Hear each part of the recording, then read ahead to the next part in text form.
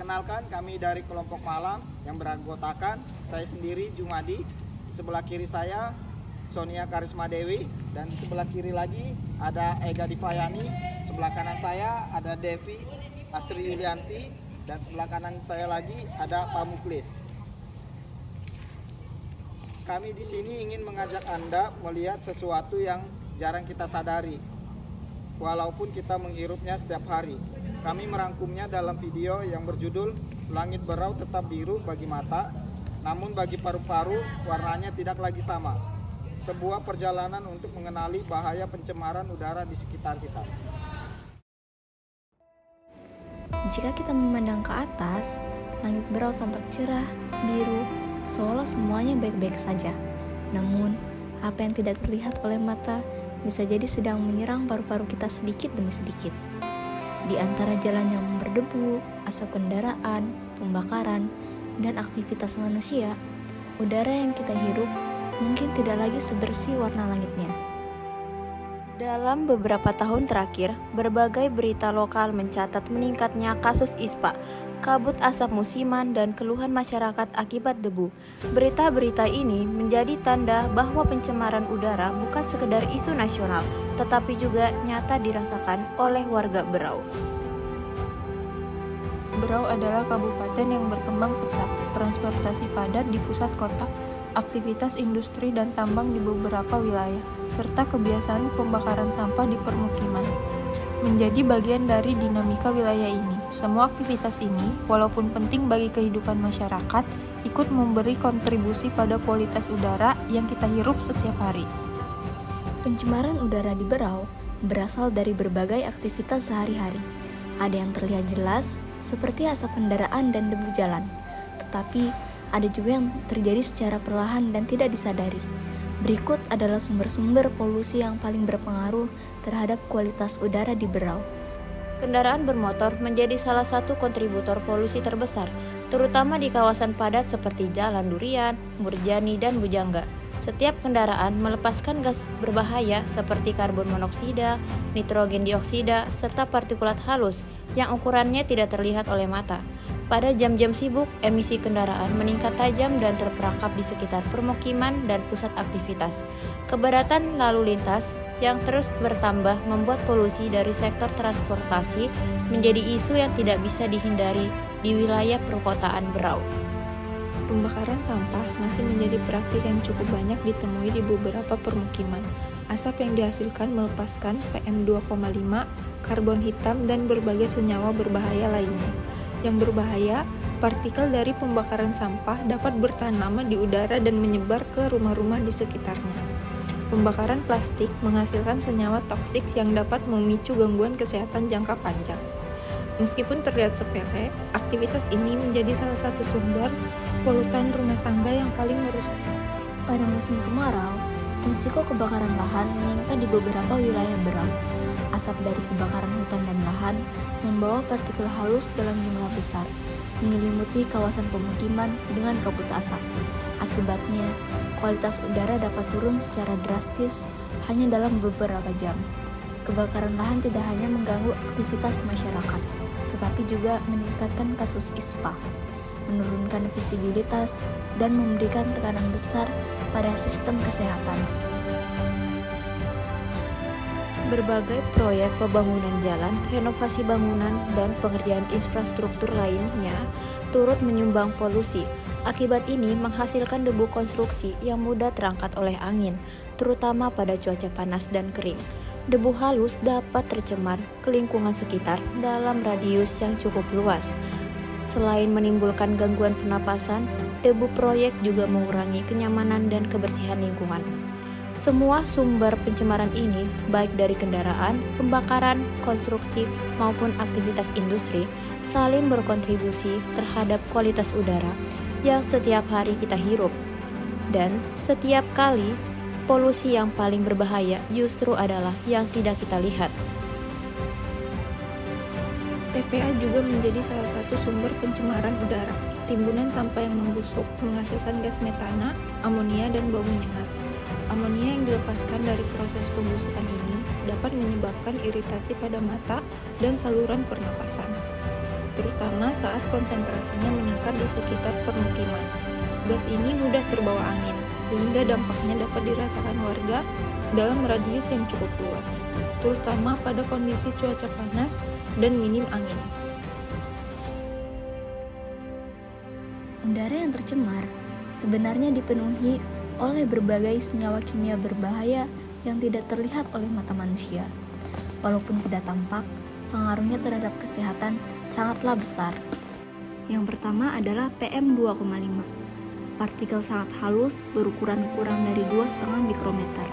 Partikel ini banyak berasal dari asap kendaraan, pembakaran sampah, dan debu alat berat.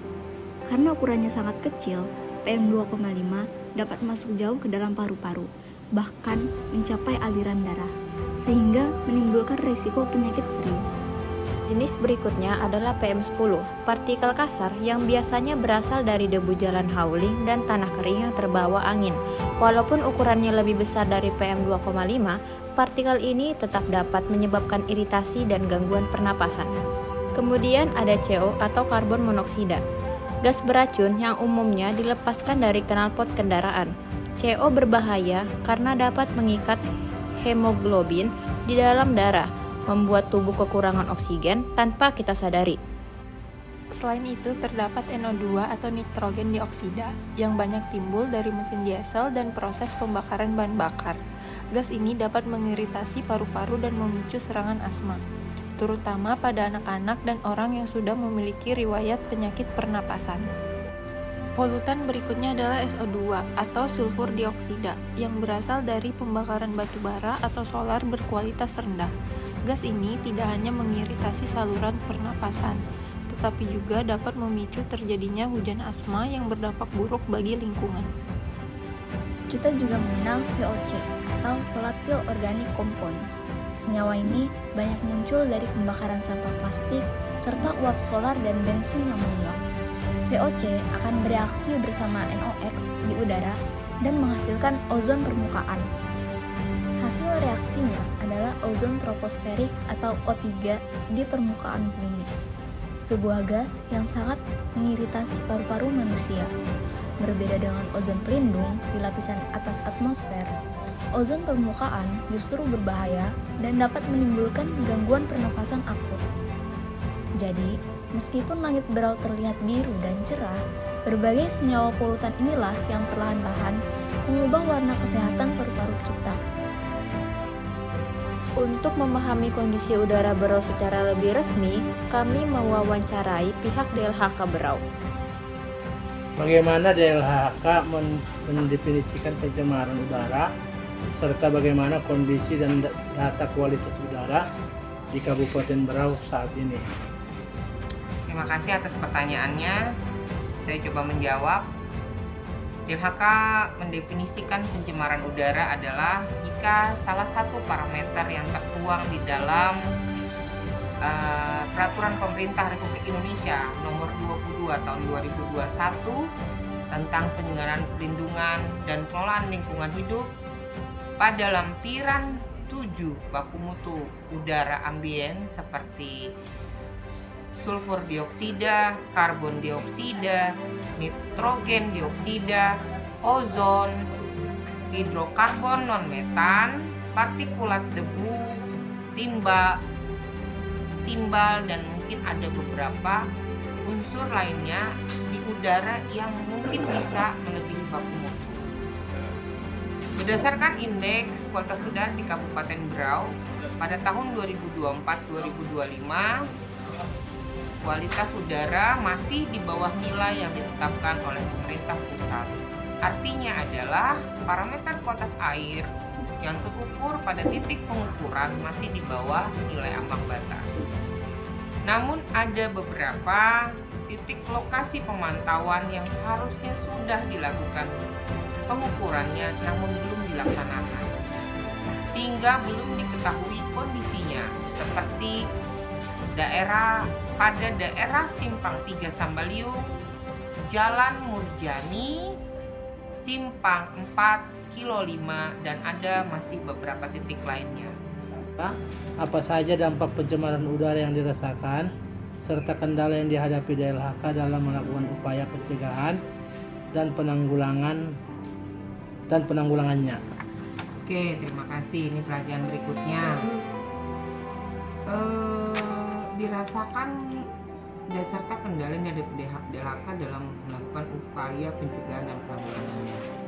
Dampak pencemaran udara yang dirasakan berdasarkan hasil sosialisasi masyarakat adalah infeksi saluran pernapasan atau kita akut yang kita sebut sebagai ISPA, seperti batuk, pilek, asma. Penyebab juga terjadinya asam lambung yang lumayan tinggi. Salah satunya adalah ternyata setelah diteliti dari berbagai pihak adalah penyebabnya tertiup asap dari pembakaran yang tidak sempurna, seperti pembakaran lahan, pembakaran sampah, pembakaran karet, asap rokok, dan mungkin pembakaran dari rumah tangga. Kendala yang dihadapi adalah dari kami DLHK adalah minimnya sarana pengendali yang dimiliki oleh Dinas Lingkungan Hidup dan Kebersihan itu sendiri, seperti alat uji emisi dan terbatasnya anggaran untuk melakukan pembinaan. Merubah mindset masyarakat tentang dampak pembakaran sampah itu yang paling susah dirubah. Selanjutnya adalah keterbatasan jangkauan, karena masih ada saja masyarakat yang atau dunia usaha yang masih melakukan pembakaran sampah besar-besaran sehingga menyebabkan polusi udara. Mungkin kedepannya DLHK kita berharap dengan salah satunya dukungan anggaran kita bisa mengatasi pencemaran udara di Kabupaten Berau sehingga Kabupaten Berau bersih dari udara kotor. Mungkin itu aja dari saya. Terima kasih. Wassalamualaikum warahmatullahi wabarakatuh. Selain data dari lembaga pemerintah, kami juga melakukan pengukuran lapangan. CO meter dikalibrasi selama 120 detik, lalu diletakkan pada tripod setinggi 1,2 meter. Kami mencatat konsentrasi CO, suhu, arah angin, dan kecepatan angin. Hasilnya menunjukkan nilai polutan bervariasi tergantung aktivitas kendaraan dan kondisi cuaca. Ini membuktikan bahwa polusi bukan hanya teori, tetapi nyata terhadap di sekitar kita. Pencemaran udara memberikan dampak langsung terhadap kesehatan masyarakat. Kasus ISPA meningkat, terutama pada anak-anak dan lansia yang lebih sensitif terhadap udara kotor.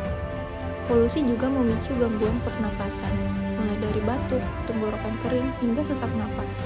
Bagi penderita asma, kondisi udara yang buruk dapat memperburuk serangan asma dan membuatnya muncul lebih sering.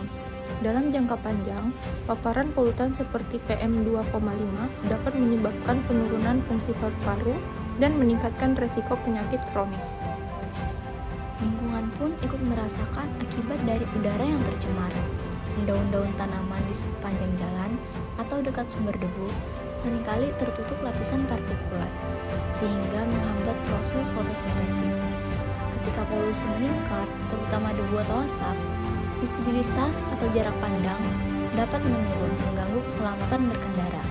Selain itu, aktivitas kendaraan dan alat berat juga menimbulkan polusi suara dan debu yang menurunkan kualitas hidup masyarakat sekitar.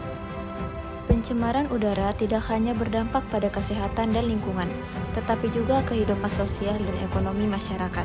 Ketika udara tercemar, warga lebih mudah sakit, sehingga produktivitas menurun, baik di sekolah, kantor, maupun pekerjaan lapangan. Pengeluaran untuk berobat bertambah, membuat biaya kesehatan meningkat, terutama saat kasus ISPA melonjak.